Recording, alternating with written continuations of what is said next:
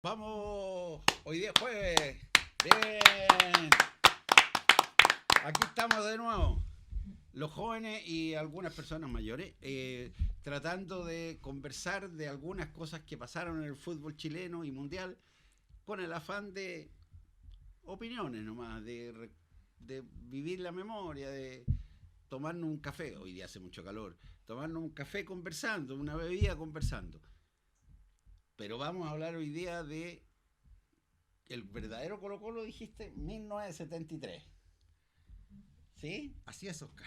Veamos qué pasó con Colo Colo 1973. En la Libertadores, ¿o no? Por supuesto. Ya. Sí, porque en el campeonato nacional el campeón fue Unión Española. Sí, en el mes de diciembre del 73. Pero sí, resulta que en el invierno pasaron otras cosas. Atribulado. Tal vez mucho más importante. Atribulado campeonato nacional. Sí, sí, por varias causas. Sí. Oye, mira, hablar de Colo Colo 73 me trae recuerdos de infancia que a lo mejor están medio difusos.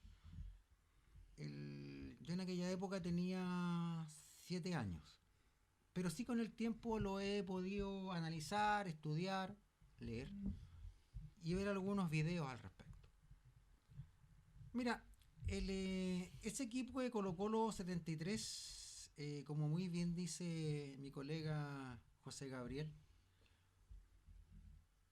no salió campeón, pero sí venía, ¿no es cierto?, precedió una gran campaña en la Copa Libertadores de ese mismo año. Copa Libertadores que en una primera fase la sortea y en segunda fase se encuentra con un grupo realmente complicadísimo.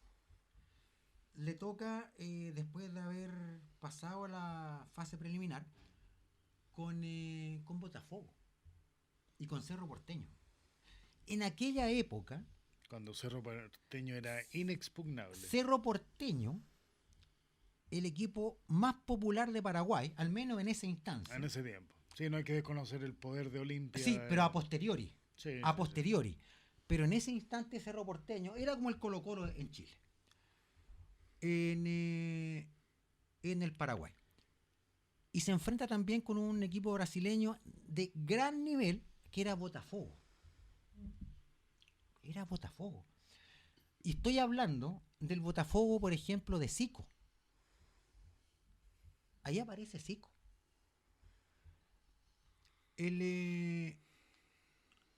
A más de alguien le va a sorprender que si yo les dijera que en Colo Colo el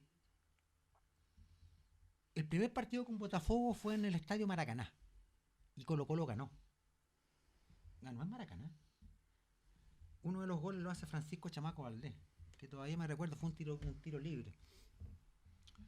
En ese Colo Colo estaba Adolfo Neff, el gringo Neff. En la defensa estaba, por ejemplo, jugadores como Rafael González. ¿Alguien se acordará de Lara?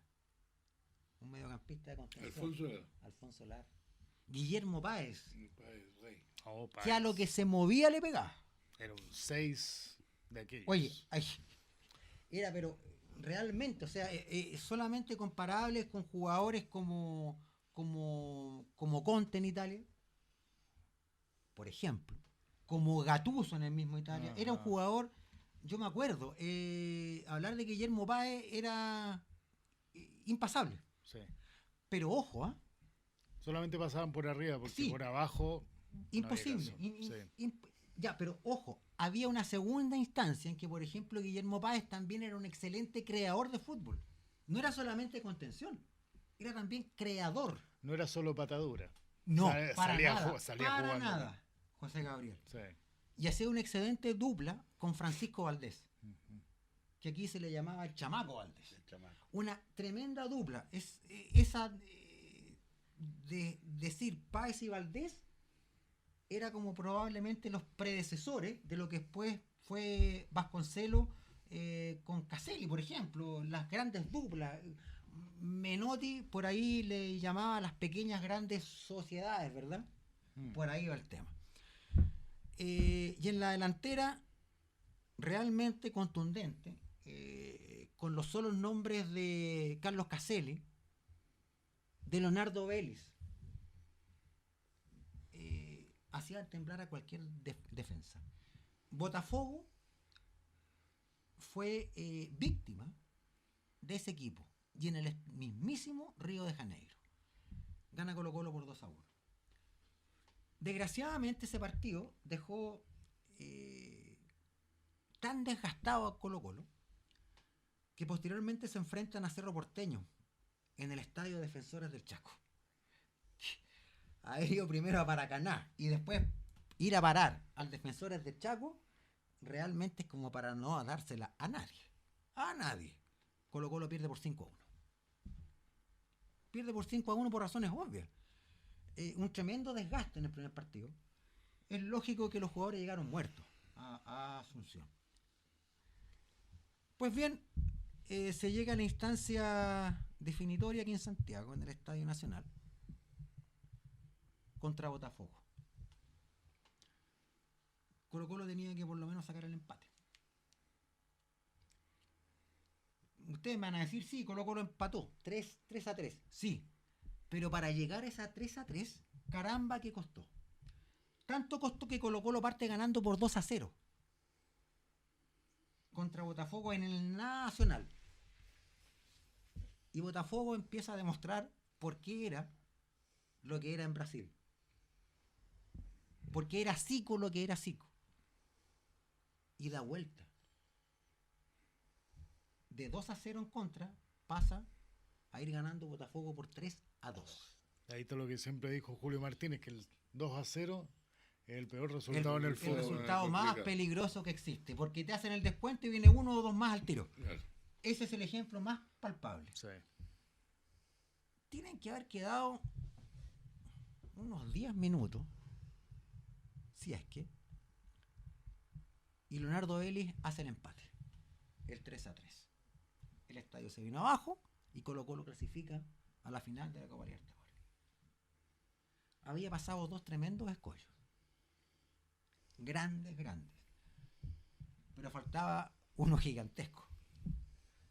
La final de esa Copa Libertadores del 73 se juega contra Independiente de Avellaneda. Que ahí sí que la cosa se ponía muy complicada. Y para más remate, el primer partido se juega en Argentina.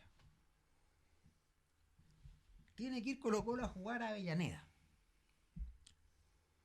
Y para sorpresa de todos, de argentinos, de chilenos y de países neutrales, parte ganando Colo-Colo. Colo-Colo empieza ganando en Avellaneda 1-0. Lo que se vino después, bueno, probablemente no vamos a andar en el tema, pero ya lo sabemos todos.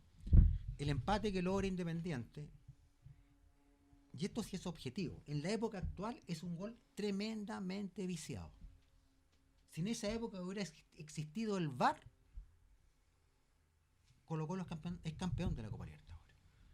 Yo me acuerdo que vino un centro típico de los equipos del Río de la Plata de aquella época, un centro, como se le llamaba, a la olla, justamente.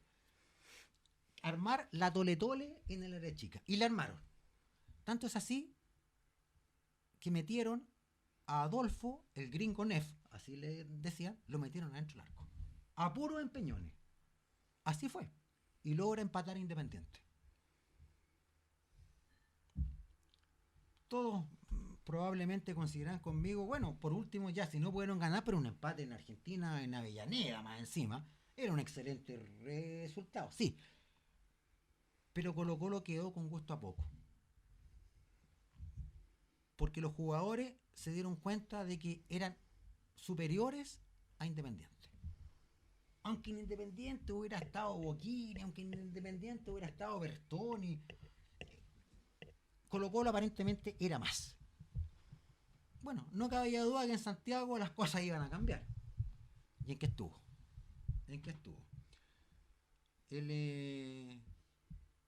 bastaba solamente hacer un gol. Colo Colo era campeón de la Copa Libertadores. Gol que se hizo. Desgraciadamente, el gol que materializó Carlos Caselli fue anulado. Hasta el día de hoy,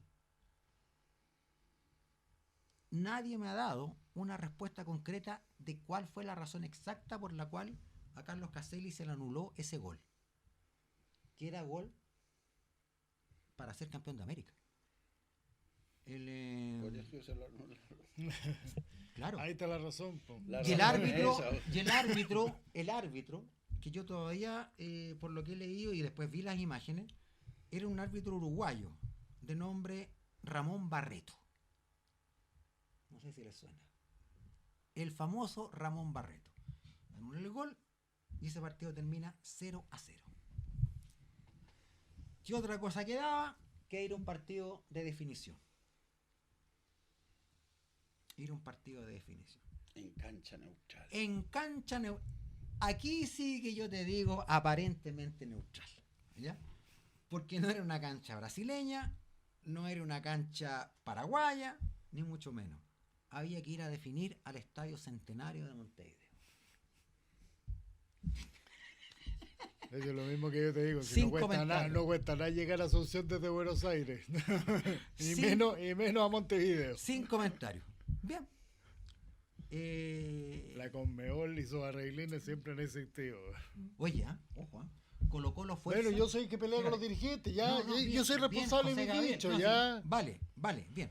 Para que no te enojí. Le hizo mal el yo vino. realmente me agrada mucho la gente que manifiesta las cosas con franqueza y como tienen que ser, de acuerdo al pensamiento y de acuerdo a su conciencia. Y eso lo valoro. Bien. Hubo que ir a tiempo suplementario de 15 minutos por lado. Mira lo que estaba haciendo Colo Colo en esa instancia. Forzando los 30 minutos adicionales en una definición de no una final, sino ya una finalísima. O sea, ya no había más. Faltando 13 minutos, vino el gol de Independiente. Espérate. Pero antes de eso, fue expulsado alguien. Fue expulsado Leonel Herrera. ¿Cómo le decían? Patitas con sangre, chuflinga. Leonel Herrera fue expulsado y Colo Colo queda con 10 jugadores. Le hizo un cariño a alguien, ¿no? Y era bastante bueno para hacerle cariño a más de alguien.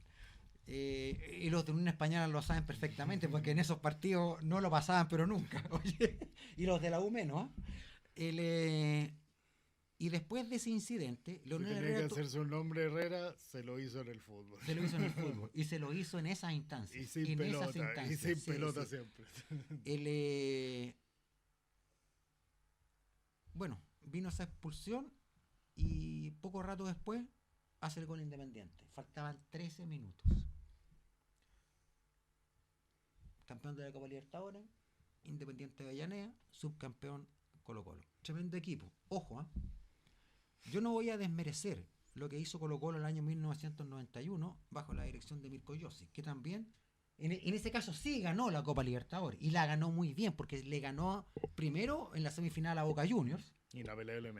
Inapelablemente. Y más inapelablemente le ganó la final a Olimpia aquí en Santiago por 3-0. Eso sí que fue un resultado inapelable sin objeciones. Cosa que ya había tenido malos resultados con Olimpia en la Libertadores, la Libertadores pasada, la del 90. El 90 creo que fue eliminado por Vasco da Gama, pero bien. Pero había sufrido ya las penurias de Olimpia más de alguna vez. Yo creo que más de algún equipo chileno la ha sufrido. No, la U también. Sí, todos. Fíjate que, pero hay un mérito. Colo Colo 73, yo no voy a desmerecer a Colo Colo 91, yo soy partidario de Colo Colo. Pero debo reconocer que el equipo del año 73, no sé si habrá habido algún extranjero. Creo que Edson Beirut ya no jugaba. Creo. Y si jugaba era reserva. ¿91? El 93. No, perdón, el 73. Ah. El 73 creo que Edson Beirut ya no jugaba. Y si lo hacía, con suerte estaba en la banca. Edson Beirut. que era un puntero izquierdo, Sí, que muy bueno. de Brasileño. Brasil. Creo que en ese equipo, aparte de ese caso, no había ningún extranjero. Ninguno. Eran todos jugadores Fíjate. locales. Colo-Colo 91, por lo menos tenía tres. Morón, Bartichotto y Dabrowski. Por lo menos tenía Sí. tres. No es el momento digamos, de decir que equipo era mejor que otro. Ambos con sus características, ambos con sus virtudes y también con sus defectos. Pero el equipo del 73, excepto ese caso que te digo yo, de Edson Beirut, eran puros jugadores locales. Es que hay que reconocer que en los 70 la influencia de los jugadores extranjeros era muy limitada, porque venían estrellas. Sí, No claro. venía cualquiera. Está el Charro Moreno en la Católica, que es uno de los más extraordinarios que ha pisado Chile. Está Spedaletti en la Unión Española y en la U. Sarnari en la U. Jorge Entonces- Luis Guizo en la U. Entonces, Severino Vasconcelos en Colo-Colo. han habido Todos jugadores seleccionados o preseleccionados. extraordinarios. En la Católica de los 90 tenía 3 seleccionados: Beto Acosta, Gorosito y Charlie Vázquez. Entonces, Sergio Fabián Vázquez, si me tenía acuerdo. ahí una cantidad de jugadores que eran de un calibre superior. No venía cualquier pichiruchi. Entonces, ganarse un puesto en aquellos equipos de los 70 no era fácil. Está el Tano Novelo, por ejemplo, jugadorazo de Boca Juniors, y que tiene una característica aparte, que el Tano Novelo, cuando jugaba en la Unión Española, no perdieron ni un partido. Entraba el Tano Novelo y ganaban todo. Pero bueno, Cabal. anécdota. Te agrego otro. Pero Disculpa, en Colo-Colo jugó Ramón Héctor Ponce, el manejo. sí, y Carlos Houseman, que fueron seleccionados argentinos en Houseman. el Mundial del Sí. 74, Que era un carrilero de una velocidad extraordinaria. Y pasaba corbata. a gran nivel. Sí, pasaba corbata Hausmann. Falleció también, creo que hace un par de años. Creo que Era- terminó mal. Sí, sí. Sí, muy, muy abandonado, pero muy alejado del fútbol. Sí, tuvo un mal final el pobre Hausmann, pero no, era Sí, sí. un carrilero que se lleva, se lleva hasta el lineman, Lo- se lo lo lleva. vengo, claro, yo todavía me acuerdo cuando en el año 74 y también en el 78 en los mundiales, cuando lo hacían entrar, cómo te abría las defensas. Sí. Carlos Houseman, él estuvo jugando en Colo-Colo. Bueno, Sí, Sergio, pues, bonita este recuerdo de Colo Colo del 73, ya, pero la verdad es que la mayoría de la gente, con respeto, recuerda el 91 porque se ganaron la Copa, ya, pero definitivamente lindo recuerdo, bonito comentario, y me parece que nos tendríamos que juntar, si Dios quiere, el próximo jueves. Escríbanos vcortall@gmail.com. Venga a conversar con nosotros, salga en pantalla. Un gusto, nos vemos el otro jueves. Chao.